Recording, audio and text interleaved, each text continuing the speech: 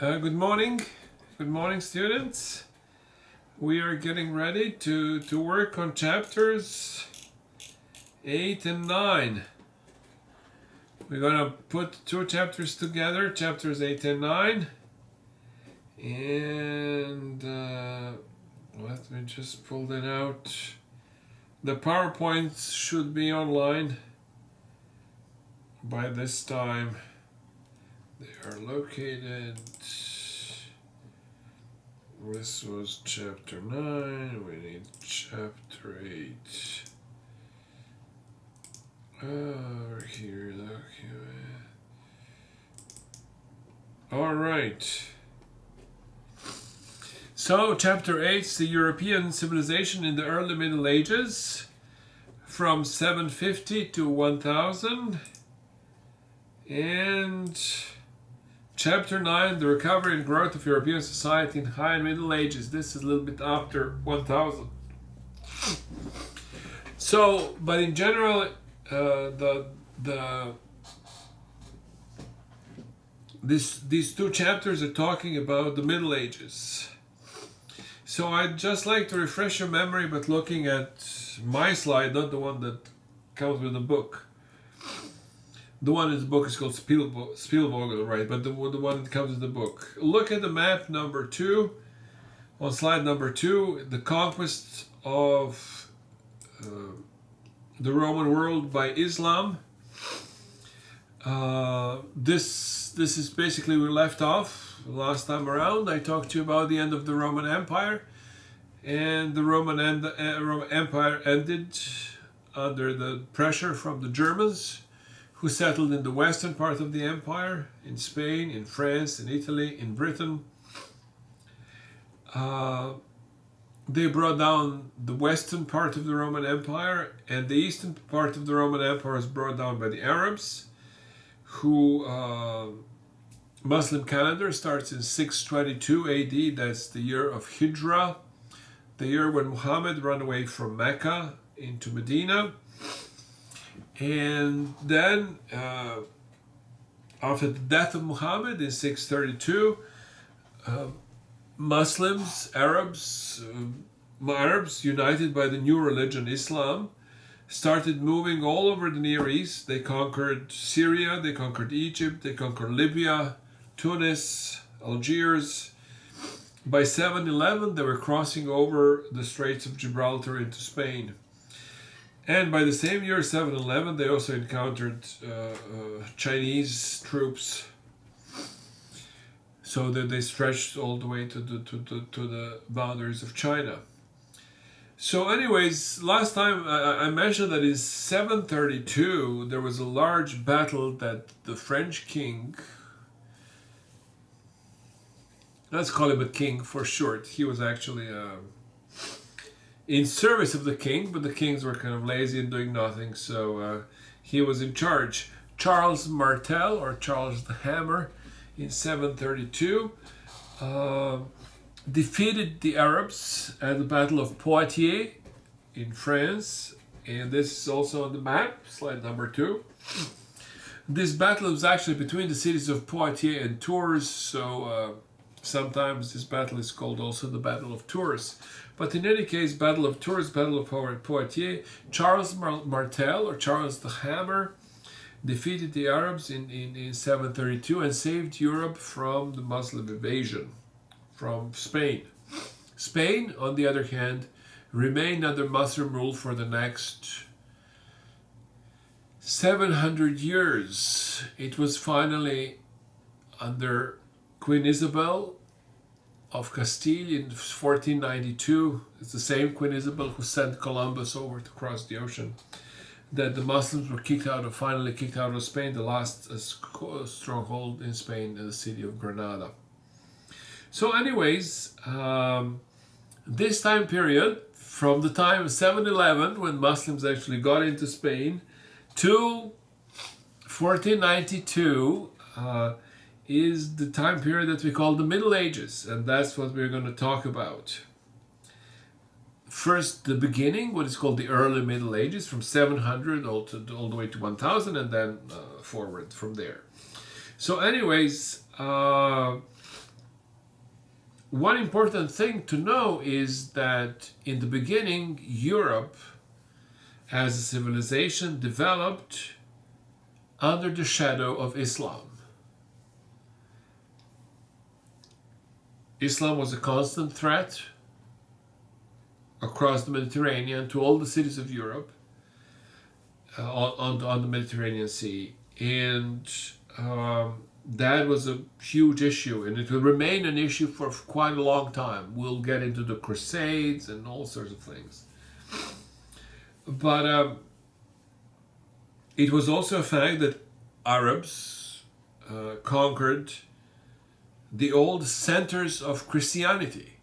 The lands where Christianity originated. It was Jerusalem, Antioch, Alexandria. All of these cities were now under Islam, and Christians continued to live in those areas as a minority. As a minority under the Islamic rule.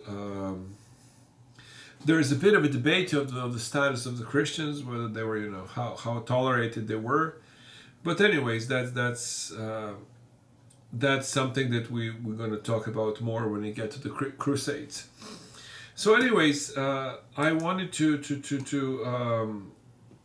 have a look at slide number 3 in my PowerPoint. It's called the Carolingian world. And that is the situation in Europe around the year 700. You have large kingdoms like a Visigothic kingdom in Spain. You have the Frankish kingdom in France. And then you have a series of very, very small countries. So Europe was fragmented. The unity that existed under the Roman Empire was gone. Basically, it was a situation to each their own. The people who lived in Europe were descendants of the Romans and the Romanized population. Out of these people came, the people that we call today Spaniards, Portuguese, French, Belgians, Italians, Austrians, Bavarians, various kinds of Germans, various regions within Germany, Saxony. And then in England, various tribes of Angles and Saxons and so on and so forth, various kingdoms that are here on the map. That existed in England in the early Middle Ages. But it was these Germans who conquered these territories in Western Europe were sometimes Christians, like Visigoths and Franks, but sometimes they were not. And it was more often they were not Christians than they were. So anyways, gradually, we talked about it last time around, the Catholic Church managed, little by little, by sending missionaries, by sending monks in the 500, 600, 700, under Saint Benedict and other missionaries into Europe. Actually, it was, Ireland that was a great reservoir of monks at the time for the Catholic Church. So by gradually sending monks around Europe, they built their monasteries and they converted Europe within the next couple of 100 years to Christianity. It wasn't an easy task. I am looking at slide number 4 in the Carolingian world. That's Saint Boniface and Thor's Oak. According to the Germanic traditional religion, Germans worshipped around trees, especially oak tree was sacred to Odin or Thor, the supreme god of the Germans. And Saint Boniface was one of these missionaries that we were talking about. Basically, that's where the Germans would gather, offer sacrifices. Um, Sacrifices are a ritual slaughter of animals, and it was often it was done in these holy places around sacred trees.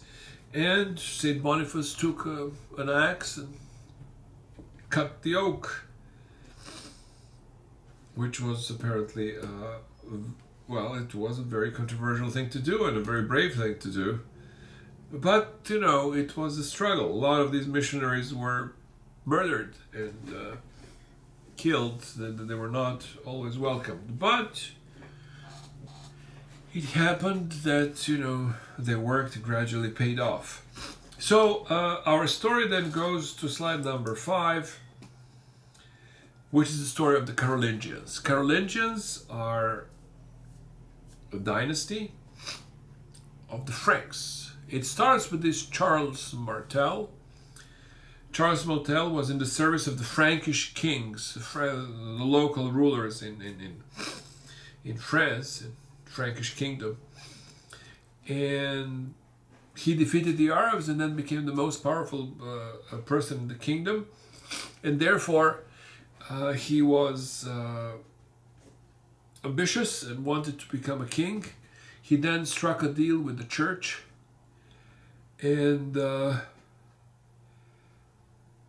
pardon me. Alright, sorry, I'm back. We were talking about the Carolingians and how they came to power. One of the most important things about the Carolingians was their alliance with the church.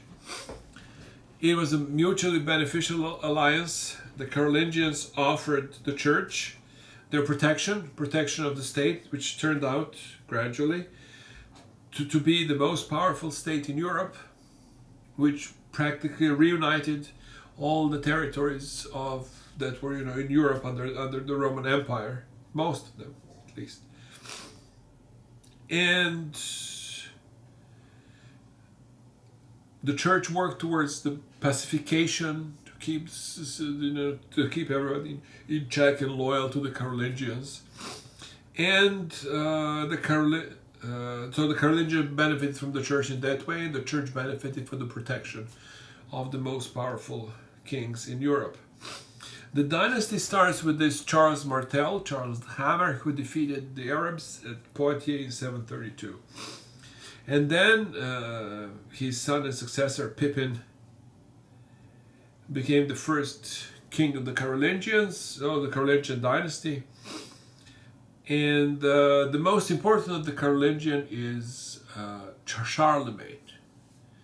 Charlemagne is a sort of a compound word. It means Charles Magnus, Carolus Magnus in Latin, Charles the Great. Charles the Great. Charlemagne, then in the year 800, easy to remember, went down to Rome, and there he was crowned the Holy Roman Emperor. In other words, the Roman Empire of old was now being revived, but in a little bit of a different form. The Holy Roman Empire meant a Christian Roman Empire, which was kind of strange because it was already Christian in the first place. But anyways, that's how they saw things. There was also a bit of an issue with the Greeks in the east. That was called the Byzantine Empire, which was basically a Greek state at this point. And that empire also claimed continuity from the Roman Empire. It had that continuity. Constantinople was the second capital of the empire, and therefore, those people over there still called themselves Romans, even though they were, Greek, ethnically Greek. They spoke Greek language.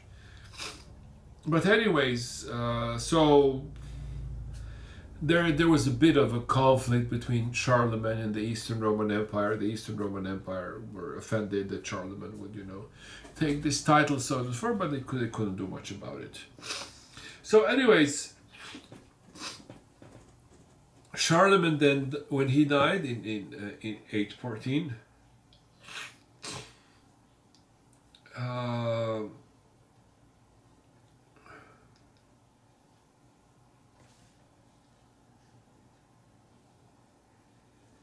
left an enormous empire, and he was succeeded by his son Louis the Pious. Anyways, so that much about Carolingians. It's very hard to imagine those things. So I decided to go directly into slides. But first I want to mention a couple of things about Charlemagne. Charlemagne's program can be summarized. I have it here in the slide 17. Was what we call feudalism, a feudal system. Feudal system. It's a system of contract. Feudum, it means contract. And it's a system of contract that bound people, that bound aristocracy, counts, and other noblemen to the emperor, to the king. And in turn, local nobility, like knights in villages, would be bound to their count, to their superior. And then peasants working for knights on their manors would also be bound towards their superior, their knight in shining armor. So it was a hierarchical system. This was a system that was organized and started by Charlemagne. And it was an attempt by Charlemagne to actually create something new instead of the old Roman system. Old Roman system was falling apart. It was no longer in existence. There were traces of it. There were occasional Roman courts and stuff of that sort around, but the imperial system was gone, and there was. Pardon me, the allergies are killing me today. So,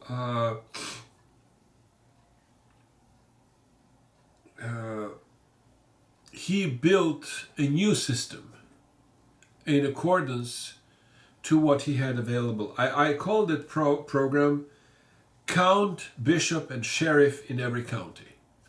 So, in other words, you would have Europe divided into, well, at that time about 800 counties.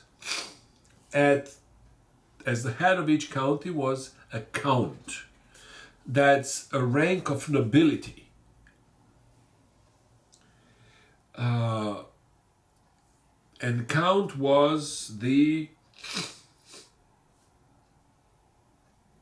ruler of that county. Bishop was a spiritual leader of that county, and bishop would sit in a cathedral church. Cathedral. The word cathedral comes from the Greek cathedra, which means a seat, and it means the seat of a bishop. So, in the same way the empire was divided into counties, those counties then coincided with the dioceses of the bishops. So each bishop is in charge of a diocese. And there would be a sheriff in that county.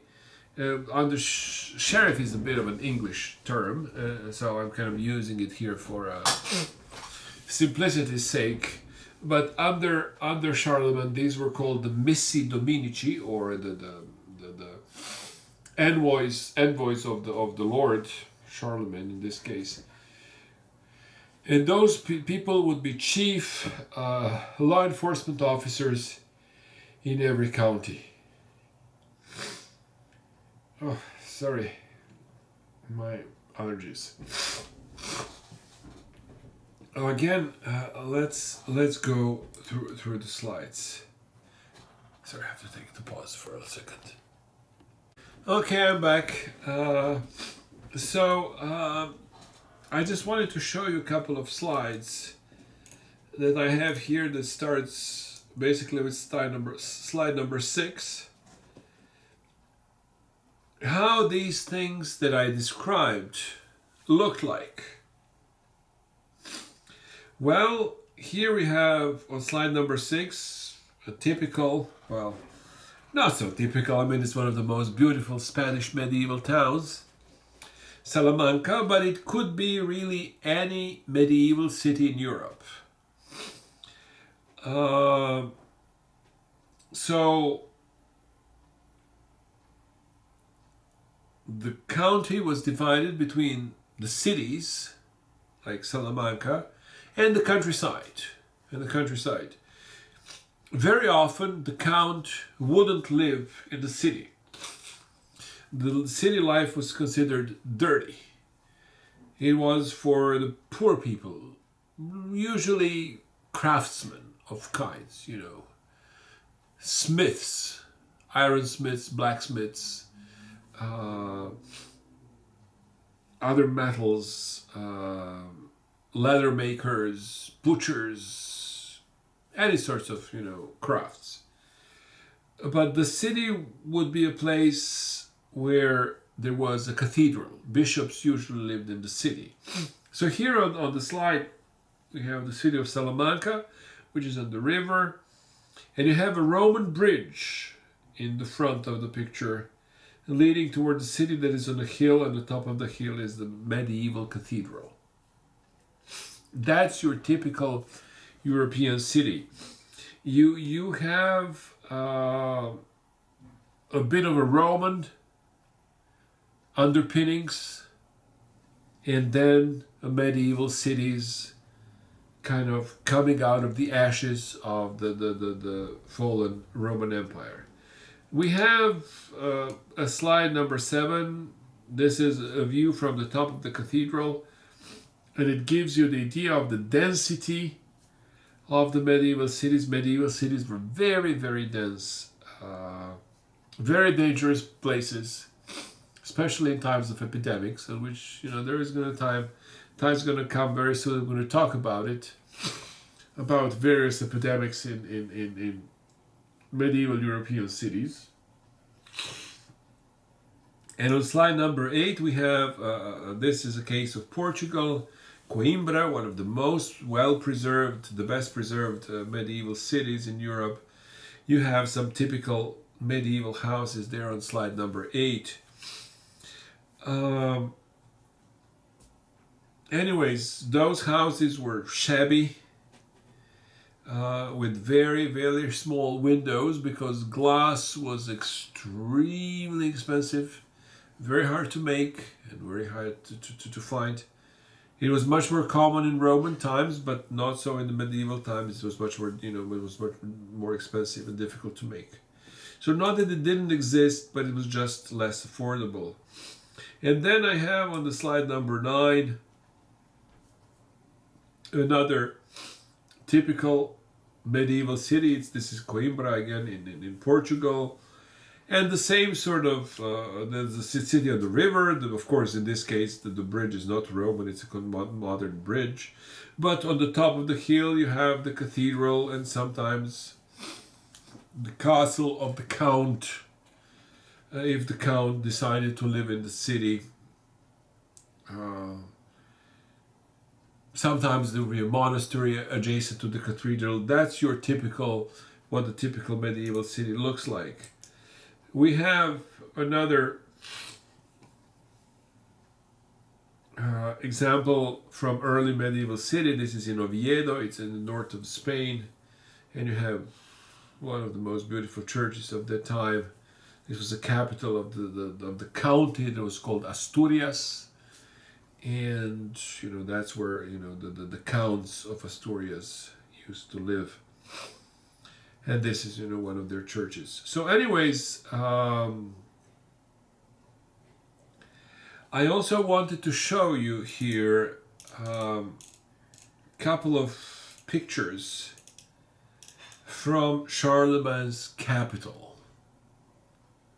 So Charlemagne built his capital for himself, and for obvious reasons. I told that the Carolingians were very closely allied with the Roman Catholic Church. That was the backbone of their power. And therefore, they were great builders of churches all over the place, their capitals, so to speak, because it's often very hard to talk about capitals in a modern sense of the word.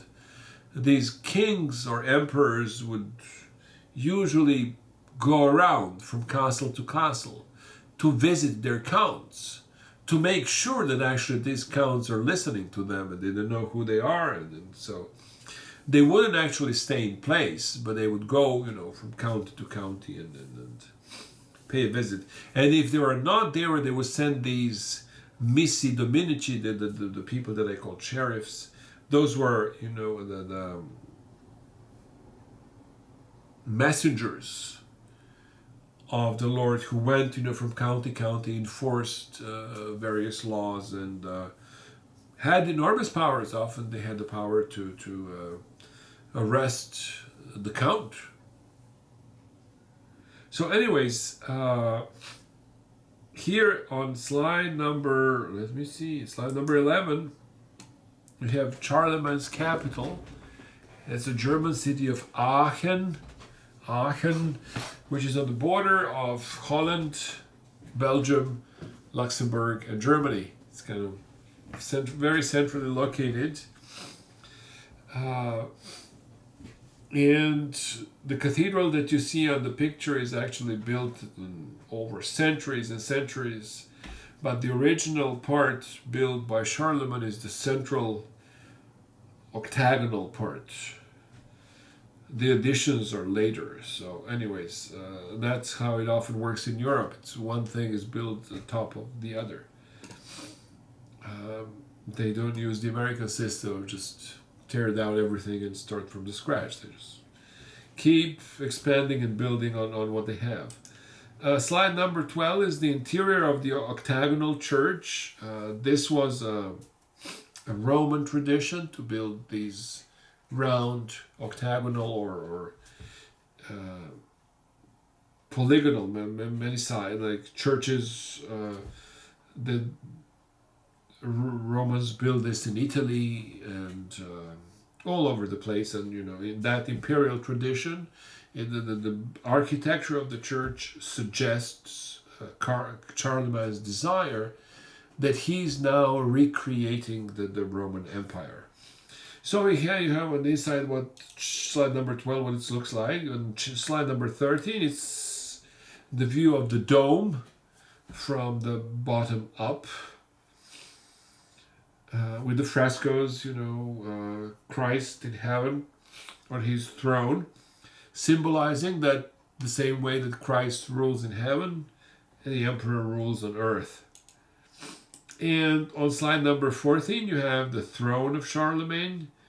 That's a place for him where he would sit at the opposite side of the altar during the church services. And finally, Charlemagne became a saint. A little bit later emperors decided to proclaim him a saint, and his body was in this coffin on slide number 15 in Aachen, and Aachen was a huge pilgrimage site. To this day, Charlemagne is considered one of the founders of Europe.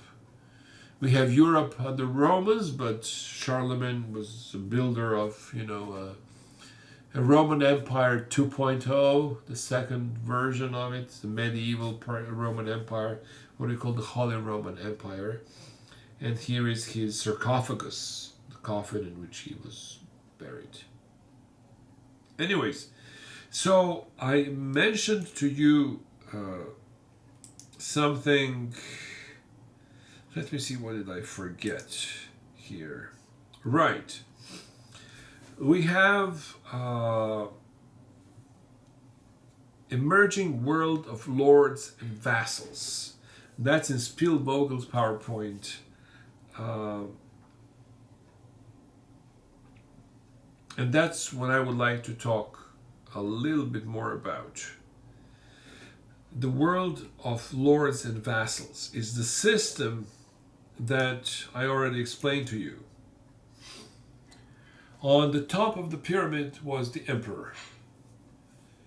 The emperor was running his empire with the help of about 800 counts.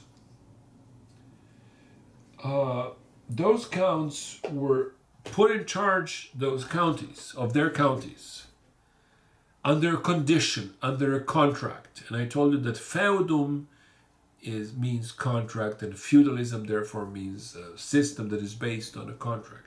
So each count had a contract that, okay, the emperor is giving you this county to rule, but you have an obligation to provide the emperor with a certain amount of knights in shining armor. This was very, very expensive. Special horses were needed for those knights because they started wearing armor, and the armor was heavier and heavier, so they needed especially bred horses that were just humongous to be able to carry such a heavy burden. And so every count was obliged to provide a certain amount of warriors, knights, to the emperor when he calls.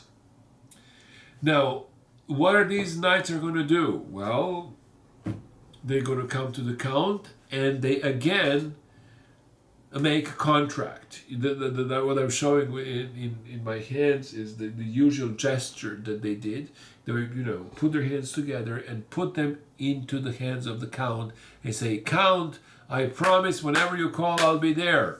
Okay, and then you do that, and that's my part of the bargain. The count's part of a bargain would be to give every knight a village or two to provide for that night.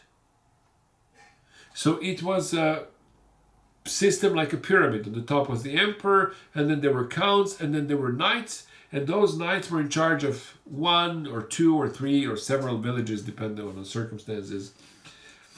And each knight would then have his own castle or his own manor. That's what it's called. So that's what you have on the slide number 16. A typical manor.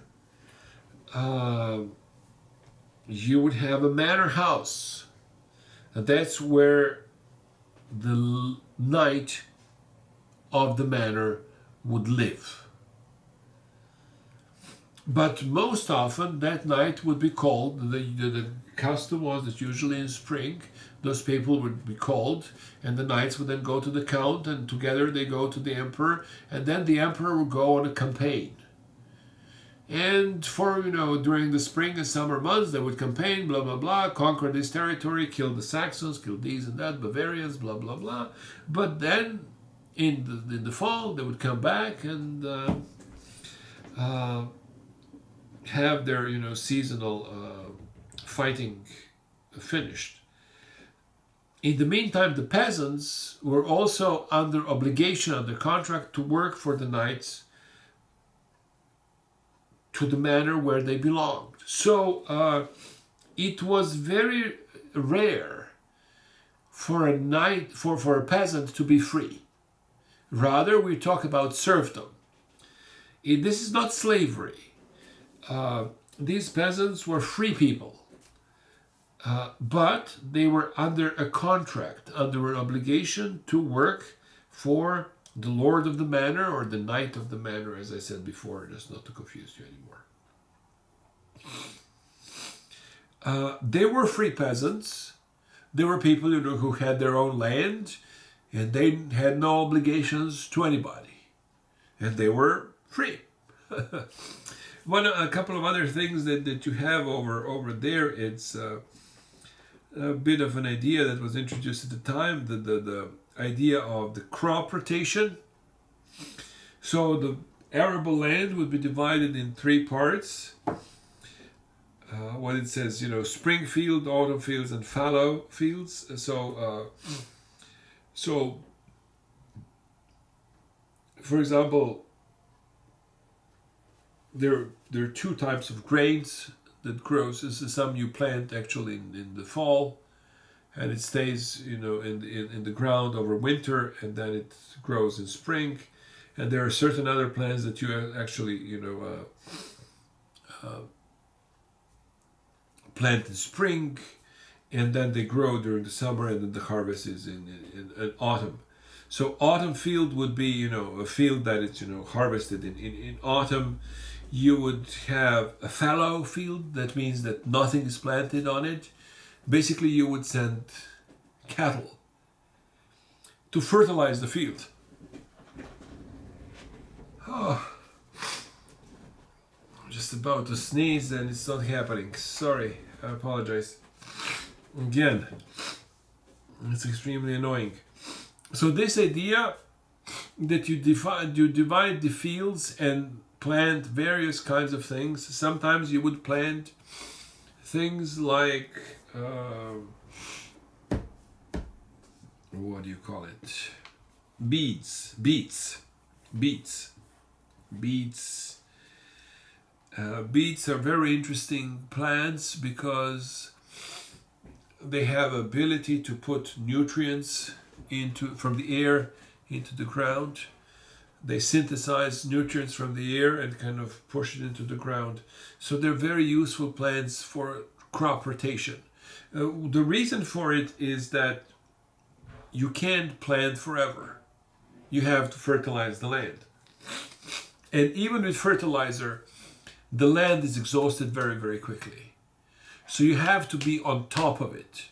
Doing this crop rotation, you're kind of lessening the burden on your fields, and still you have to have, 1/3 of the fields needs to be fallow, meaning that is nothing is planted on it. You just leave it like there, let the grass grow, let the cows graze there, and poop and fertilize the land. So that's about it. Other things that you have here, you would usually have a pond in the village for fishing. Sometimes it would be an artificial pond, and you would, have fish there, and then fish on the stream. On the stream, there would be a mill, where the mill would belong to the lord, to the knight of the manor, and he would get a piece of your harvest for himself. And there were also lord's land, what is called here a lord's demesne, which means that these are the lands that belong to the lord directly, and it was your obligation as a serf to actually work not only on your land but on the land of the lord also. So it was overall we were talking about feudalism, which is a series of these complicated hierarchical relationships between the serfs and the knights and the counts and the emperor. Each of them, it was a very chaotic system. It looks very sort of like a pyramid on paper when you draw a scheme like it, but in reality it was a mess, because everybody had a different sort of contract, and it was a great diversity in these relationships. Anyhow, so that's our slide number 16, and a typical manor. So in a county you would have, 100, 150 villages. These villages would provide sustenance for about 60, 70 knights. These knights would then be in the entourage of the count, and that count would then go and meet with the emperor, and they would do various heroic deeds of war which they liked. So it was a world that was divided in three classes, the way they called it at the time: those who fight, those who pray, and those who work. Those who fight were the knights in shining armor, the knights, the counts, and so on and so forth. Those who prayed were the priests and various kinds of monks and ecclesiastical people. And finally, there were the peasants who worked sometimes on their own land, sometimes on the land of the counts, sometimes, so it is a total mess. Anyhow, that's basically Charlemagne and his stuff, and I would like to continue now with Spielberger PowerPoints. I'm finished with my PowerPoint, chapter 8 and 9, Carolingian world. That's now done, and I'm going to just go briefly over the Spielberger PowerPoint. The world of the Carolingians is the stuff that we just talked about. The disintegration of the Carolingian Empire came in 1840 when Louis the Pious, his successor, died, and the empire was divided in three parts. That was not uncommon. This happened all the time in medieval history. That, king would have 3 sons, 2 sons, 4 sons, you name it. And then when the king died, the kingdom was divided into pieces. That was something that it was a German tradition. The Romans would never do that. The Romans never divided the empire in this way among the sons of the emperor. But, well, never say never, they did that too.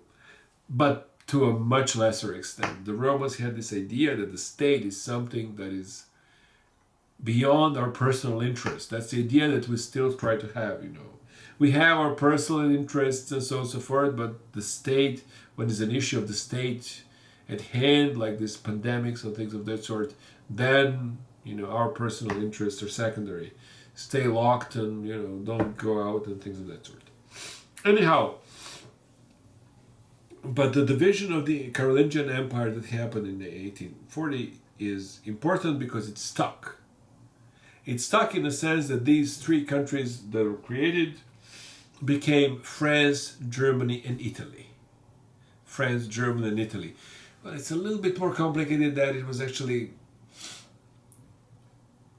France, Germany, the Netherlands, and Italy. So the middle part was eventually split in 2 parts. One was the Netherlands and the other was northern Italy. But anyways, these are the origin of the states that still exist today, the states of the Netherlands, Holland and Belgium, and Luxembourg, and Germany, France, and Italy. Anyways, the next thing we have here on our chapter outline is Spielberger, is the emerging world of lords and vassals. That's what I've been talking to you about, the knights and counts. I didn't use the word vassal, but that's another word for the same thing, that, count would be a vassal of the emperor, of a king. And knight would be a vassal of a count. It means subordinate. We have 8.4, the zenith of the Byzantine civilization. We talked about the Byzantine civilization briefly, and that's going to be enough. We're not going to dwell on it as much as I said. We have the Slavic people in Central Eastern Europe. That's the thing that we mentioned around. In 500, 600, 700, the Slavic people started coming into the Roman areas and settled there. And at the same time as the Arabs were coming in from the south, the Slavs were coming in from the north. And all these 3 forces, Germans, Slavs, and Arabs, kind of brought an end to the Roman Empire. And then, that's as much as we're going to talk about. And finally, we have the world of Islam that we mentioned also in the beginning. So I think we kind of covered our chapter 8. There is Charlemagne,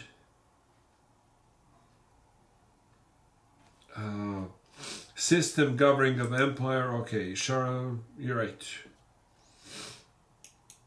There was a couple of things that I forgot to mention. For example, this Carolingian intellectual renewal, it was a part of the Carolingian and alliance with the church. And the church needed the most books. Books were in short supply since the end of the Roman world. And Charlemagne and his predecessors and successors put a lot of effort in creating these books. These books were made usually in monasteries. They were made of sheepskin, and then they were copied. So one person would read from the original, and monks, usually 10 of them or something, that would each write by hand a copy of the book. These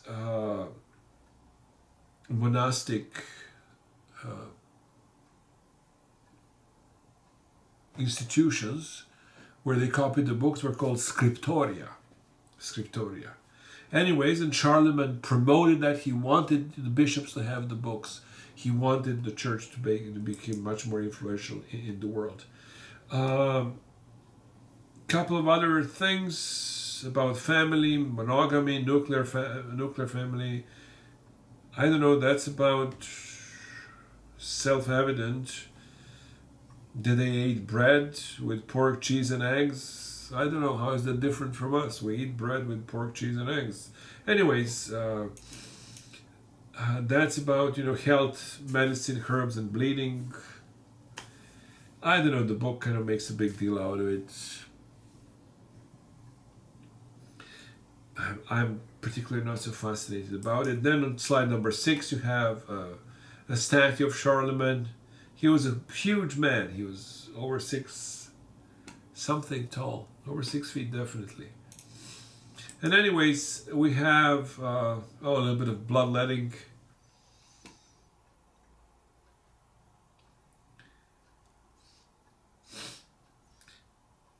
Anyways, it's a healing procedure that came from the Greek medicine, and it was practiced up until recently, and then people stopped practicing it in the 20th century.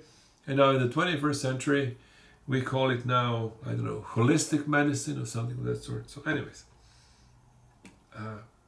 for some reason the author of the book is kind of fascinated with bloodletting.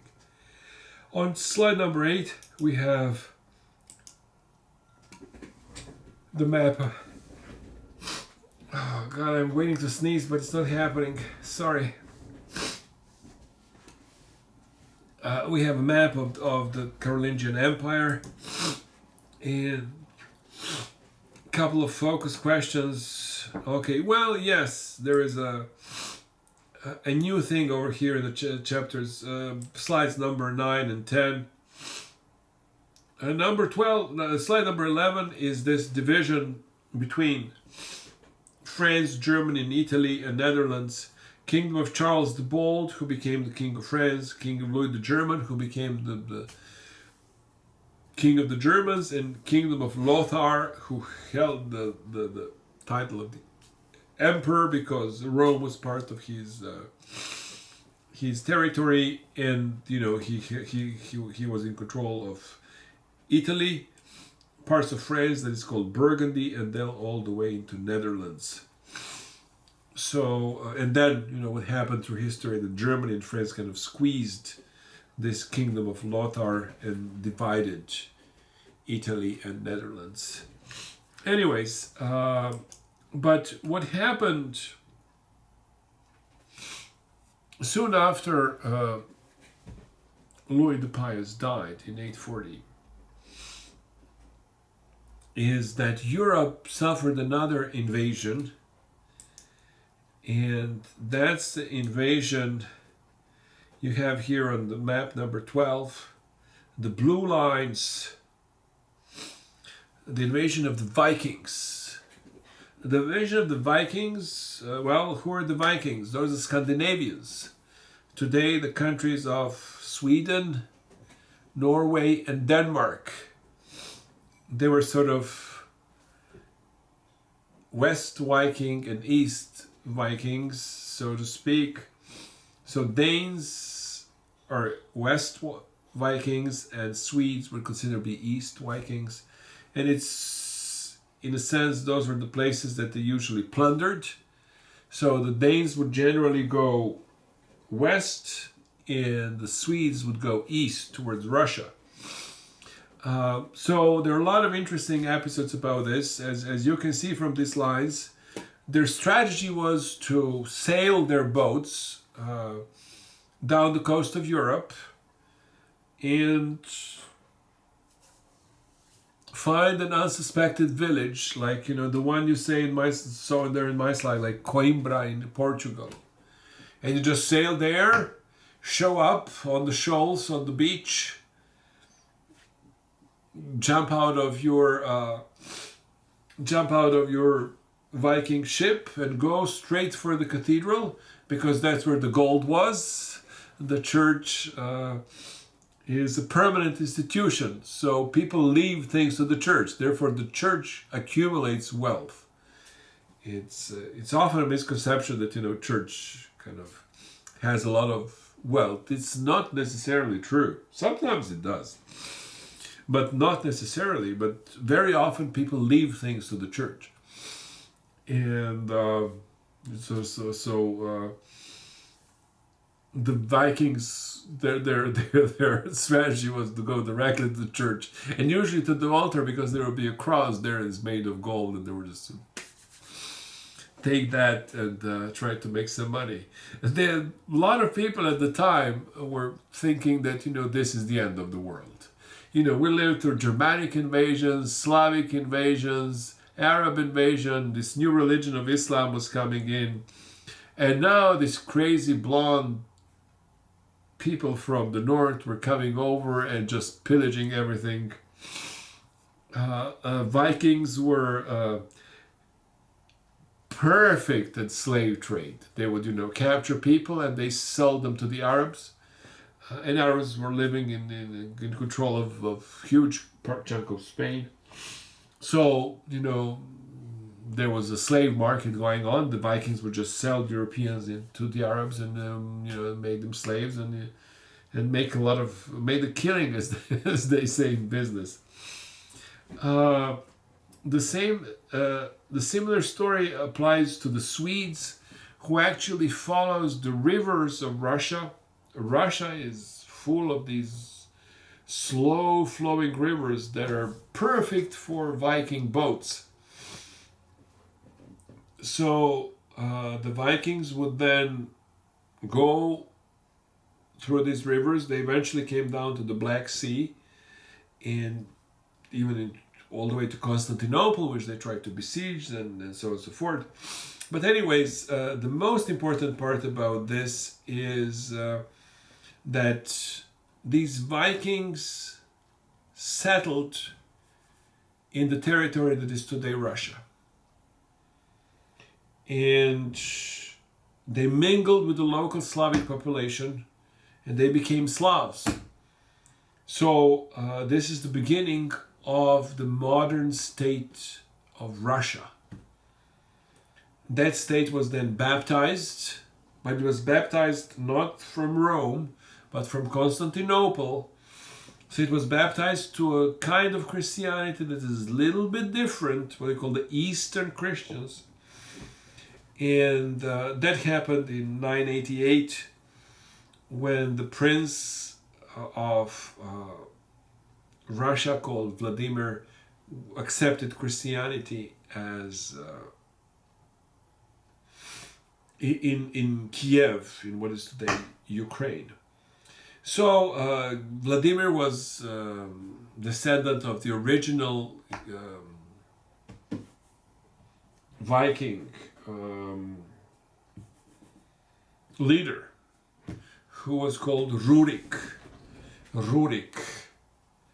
So, you know, that dynasty is then in Russia called Rurikovich, which means, you know, the descendants of Rurik. The little Ruriks, Rurikovich, that's what it means in Russian. So anyways, so basically what you have in this class is what is often called ethnogenesis. In other words, the creation of modern nations in Europe. And we talked about Spain, we talked about Portugal, we talked about France, we talked about Netherlands, we talked about Italy. I mentioned the Burgundy issue, part of France, but not exactly. Italy, Germany, Scandinavia, Sweden, Denmark, Russia, various Slavic states that we didn't mention, but you have, Bulgars were Slavs who came about this time period. The Serbs, the Croats, Poles, Czechs, that's part of the same story. The only things that are missing is this invasion of the Magyars. That's one thing that kind of this book makes me mention. Well, let's be fair to the Magyars and kind of introduce them here. Well,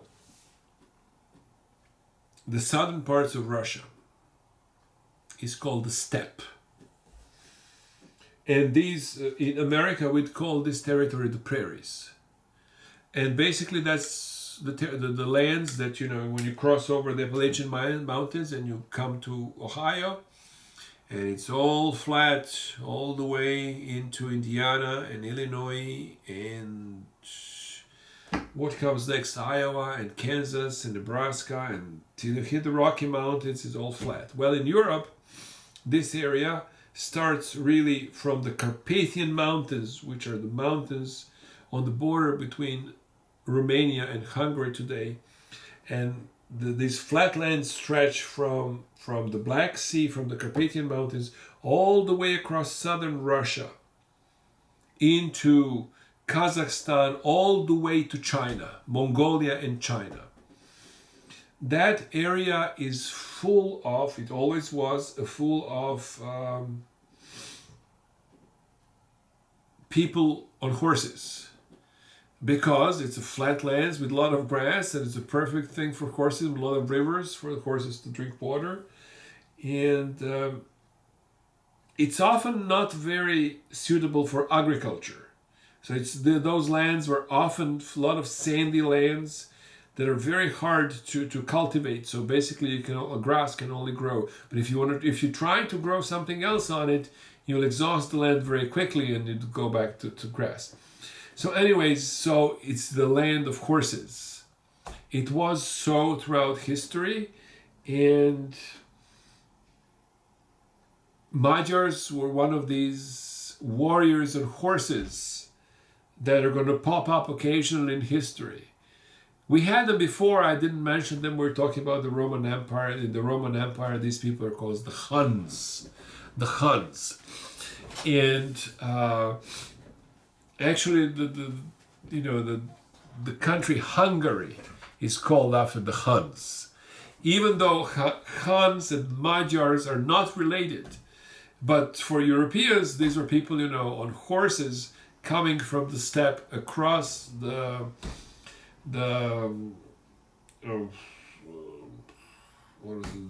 mountain range where the steppe starts.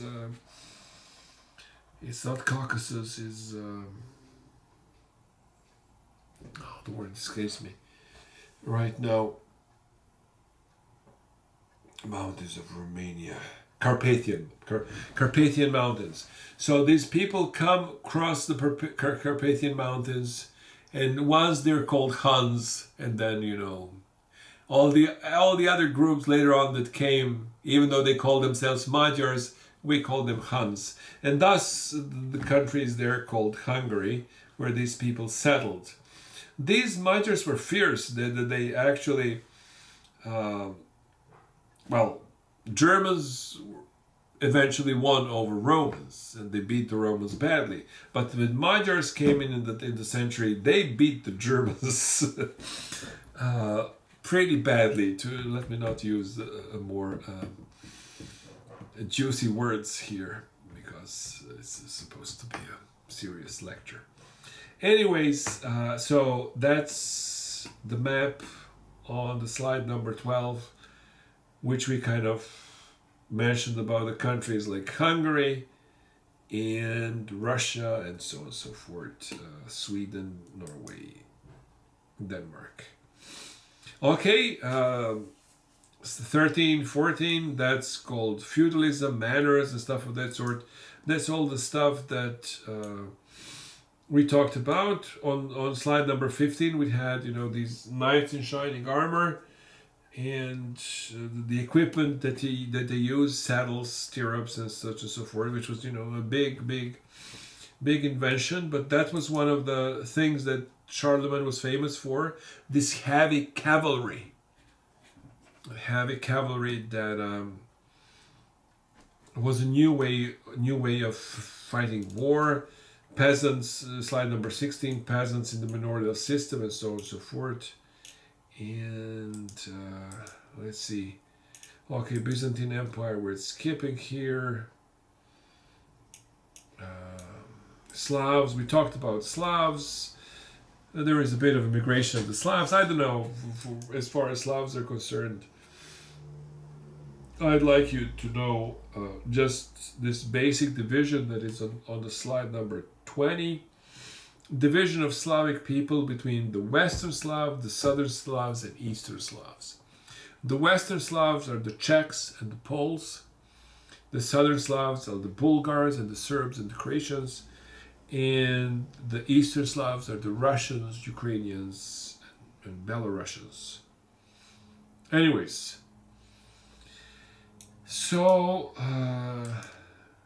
that would do it. Let's leave the Slavic part aside, the Caliphate and so on and so forth, and finish this one here. Chapter 9, we have land and people in the High Middle Ages. A lot of this stuff we talked about, but we should probably leave something for Thursday.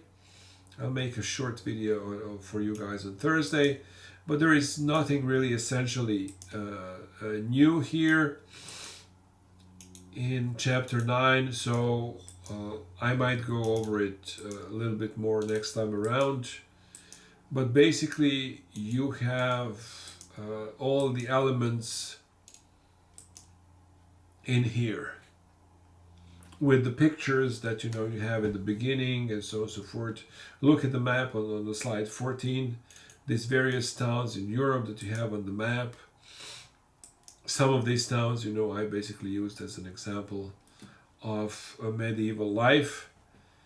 But I wanted you to see those pictures because it's much better to